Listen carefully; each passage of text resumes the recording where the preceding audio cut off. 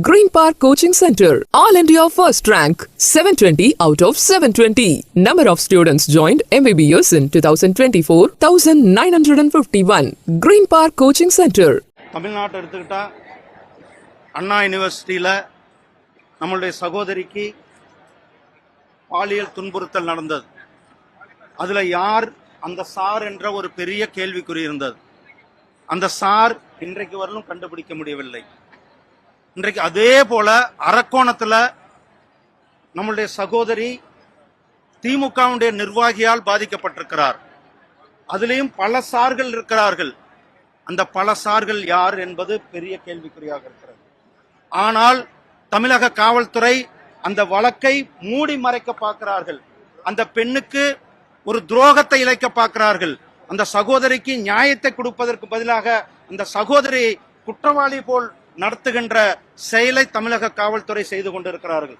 அந்த சகோதரிக்கு நியாயம் கிடைக்க வேண்டும், அந்த சகோதரிக்கு நீதி கிடைக்க வேண்டும். அதனாலதான் தேசிய மகளிர் ஆணையம் தானாக முன்வந்து வழக்கை பதிவு செய்து அந்த சகோதரி கூட நாங்கள் இருக்கின்றோம், இந்த சகோதரி கூட பாரதிய ஜனதா கட்சி இருக்கிறது, இந்த சகோதரி கூட தேசிய மகளிர் ஆணையம் இருக்கிறது என்பதை நாம் அதுல இருக்கிற சார்கள் யார்? தமிழ்நாட்டில் இப்ப சார்கள் அதிகமாக இருக்கிறார்கள். அந்த சார்கள் யார் என்பது தெரியவில்லை. நீங்க சொன்னீங்க டாஸ்மார்க், அதுல தம்பிகள் இன்வால்வ் ஆகி இருக்கிறார்கள். இப்ப சார்களும் தம்பிகளுடைய ஆட்சி தான் தமிழ்நாட்டில் நடந்து கொண்டிருக்கிறது. அந்த சார்கள் ஏன் தமிழக அரசியல்ல அல்லது திமுகவினுடைய தொடர்பு என்ன என்பதை தமிழக அரசாங்கம் பொதுமக்களுக்கு தெரிவிக்க வேண்டும். அதே போல இந்த தம்பிகள் யார், இந்த தம்பிகளினுடைய தொடர்புகள் என்ன, இந்த தம்பிகள் யாரோட தொடர்புகள் இருக்கிறார், இந்த தம்பிகளினுடைய திமுக குடும்பத்திற்கான நெருக்கம் என்ன, இந்த தம்பிகள் யார் என்பதை திமுக அரசாங்கம் மக்களுக்கு தெளிவுபடுத்த வேண்டும். இன்றைக்கு தம்பிகளும் சார்களும் தமிழ்நாட்டை ஆட்சி செய்து கொண்டிருக்கின்ற நிலைமையை திமுக அரசாங்கம் கொண்டிருக்கிறது. திமுக அரசாங்கம் மக்களுக்கு மிகப்பெரிய ஒரு துரோகத்தை இழைத்துக் கொண்டிருக்கிறார்கள். அந்த சகோதரிக்கு, நம்மளுடைய சகோதரிக்கு நியாயம் கிடைக்க வேண்டும்.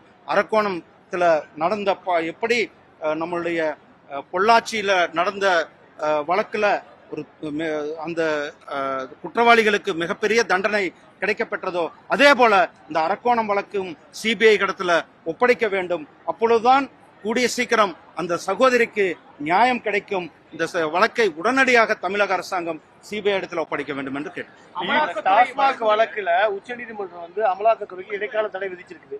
இது அமலாக்கத்துறைக்கு மத்திய அரசுக்கு ஒரு பின்னடைவுன்னு பாக்குறீங்களா?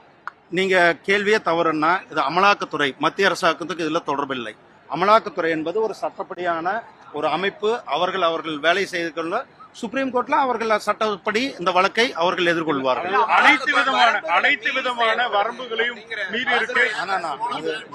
கூட்டாட்சி தத்துவத்தை அமலாக்கத்துறை சிதைத்து இருக்கு அப்படின்னு உச்சநீதிமன்றம் கண்டனம் தெரிவிச்சிருக்கிறாங்க. அதுதான் அமலாக்கத்துறை ஒரு தனியான இண்டிபெண்டன்ட் அமைப்பு.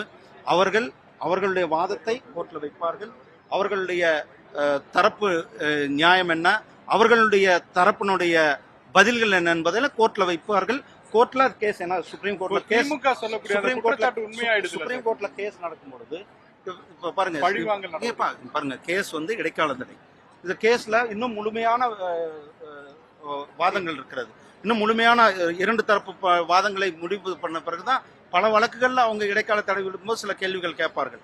அதுக்கு பிறகு அந்த வழக்கினுடைய முழுமையா இரண்டு தரப்பும் ஆஜராகி அவர்கள் தரப்பை சொல்லும் பொழுது அந்த வழக்கினுடைய மாற்றமே நிறைய வழக்குகள்ல மாறி இருக்கிறது நமக்கு எல்லாம் தெரியும். அதனால இடி அவர்களுடைய தரப்பு நியாயத்தை சுப்ரீம் கோர்ட்ல எடுத்து வைப்பார்கள். அவர்கள் என்ன இந்த ஊழல்ல நடந்திருப்பதோ அதை மக்களுக்கு எடுத்து, தண்ணி குடிச்சவன் தண்டனை அனுபவிச்சுதான், சரி உப்பு தின்னவன் தண்டனை அனுபவிச்சுதான் ஆகணும். அதனால இவங்க யார் தவறு செய்தார்களோ அவர்கள் நிச்சயமாக தண்டனைக்கு உள்ளாக்கப்படுவார்கள்.